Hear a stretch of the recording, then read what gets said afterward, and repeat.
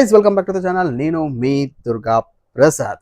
So Prabhas ఫ్యాన్స్కి పూనకాలు తెప్పించేది రాజా సాబ్ trailer అయితే వచ్చేసింది. మామ ఆల్రెడీ నిన్న వదిలేశారు. సో ఈ ట్రైలర్ మీలో కానీ ఎంతమంది చూసారో, ఆల్రెడీ మీకేమనిపించిందో చూస్తే కింద కామెంట్ చేయడం మర్చిపోవద్దు. అలాగే ఈ వీడియోని లైక్ చేసి ఛానల్ సబ్స్క్రైబ్ చేసుకున్నాను. కొత్తగా ఎవరైనా వస్తే ఆల్రెడీ ఎవరైనా సబ్స్క్రైబ్ చేసుకోండి, మర్చిపోవద్దు, షేర్ చేయండి. సో ఇంకా డీటెయిల్స్లోకి వస్తే కేవలం గ్లిమ్స్లోనే వింటేజ్ ప్రభాస్ని చూపిస్తానన్న మారుతి ఈ ట్రైలర్లో అసలు సిసలైన ఆట మొదలెట్టారు.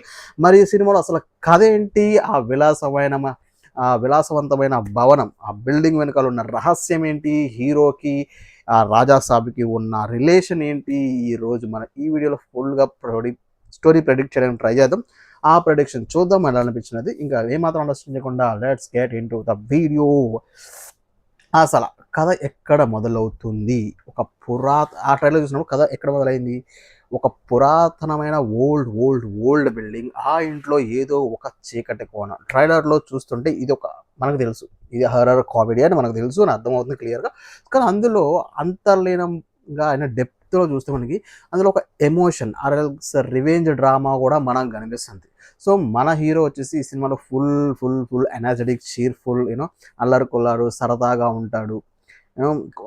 ఒక కైండ్ ఆఫ్ క్యారెక్టర్, లాంటి క్యారెక్టర్. కానీ అనుకోని పరిస్థితి వల్ల అతనికి ఆ ఓల్డ్ బిల్డింగ్కి వెళ్ళాల్సిన అవసరం పడుతుంది. మనం ట్రైలర్ చూస్తే వెళ్తాడు కాబట్టి, నేను ఎక్కడున్నాను, నేను చూడాలనుకుంటున్నాను, ఏదో అనుకున్న పరిస్థితి వల్ల వెళ్తాడు.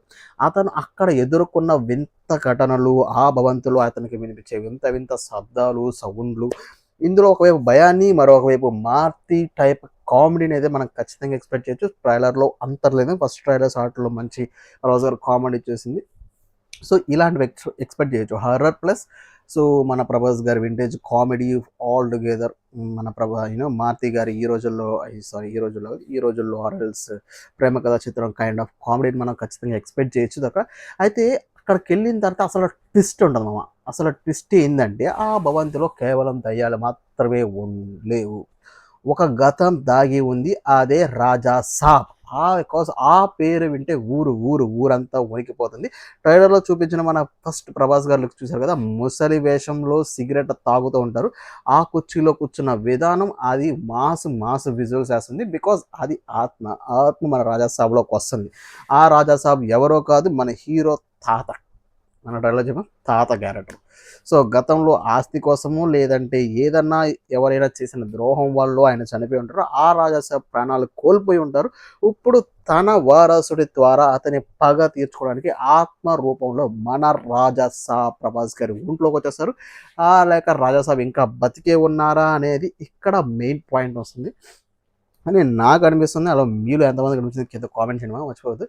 సో ఇది కేవలం మాత్రమే కావా, మాస్ అయితే కాదు సినిమా.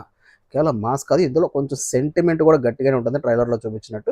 సో ఒకప్పుడు మహారాజులా బతికిన వ్యక్తి తన మనుషుల వల్లనే మోసపోతాడు. ఆ మోసపోయినప్పుడు అనాదిగా మిగిలిపోవడానికి అనే కోణం మనల్ని కొంచెం ఎమోషనల్గా డ్రైవ్ చేస్తుంది అని అనిపిస్తుంది. బికాస్ ట్రైలర్ చూస్తున్నప్పుడు ఎమోషనల్ సీన్స్ బట్టి. సో ఇది ఒక పాయింట్ అనిపించవచ్చు. సో హీరోయిన్ క్యారెక్టర్స్ కూడా ఈ మిస్టర్లో చేయించే భాగంలోనే ఒక కీ రోల్గా పెట్టుండొచ్చు ఈ ముగ్గురు హీరోయిన్స్ని. సో హీరో తన గతాన్ని తెలుసుకోవడానికి వచ్చినప్పుడు ఎమోషనల్ సీన్స్ అయితే సూపర్గా అవుతాయి. ఎమోషనల్ సీన్స్ ఉంటే మామ దగ్గర ఏడ్చేది, కొన్ని ఎమోషనల్ సీన్స్ ఉన్నాయి, హైలైట్ అవుతాయని ఆశిస్తున్నా. ఆ ట్రైలర్ ప్రకారం ఈ స్టోరీ ఉండొచ్చు. నా రక్తమే నా పగ తీర్చుకోవడానికి వస్తుంది అనేది మాత్రం ఎవడో ఊహించడు. ఖచ్చితంగా అదే జరుగుతుంది. ఆయన పగ తీసుకోవడానికి వారసుడిలోకి దూరుతాడు. అదే జరగబోతుంది సినిమాలో. సో ఇక తమన్ మ్యూజిక్ వస్తే, తమన్ మ్యూజిక్ గురించి ప్రత్యేకంగా చెప్పనవసరం లేదు.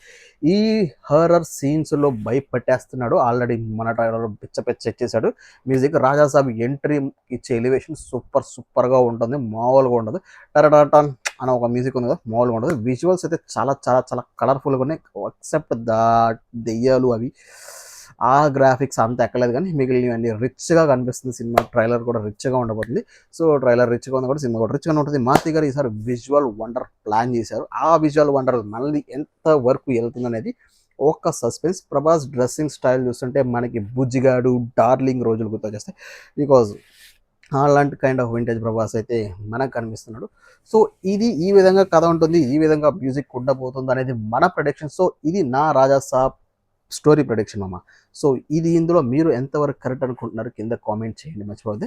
సో మొత్తానికి ఈసారి ప్రభాస్ అయితే డిఫరెంట్ జోనర్లో చూపిస్తున్నాం. డిఫరెంట్ జోనర్లో మన ముందుకు వచ్చేస్తున్నాడు.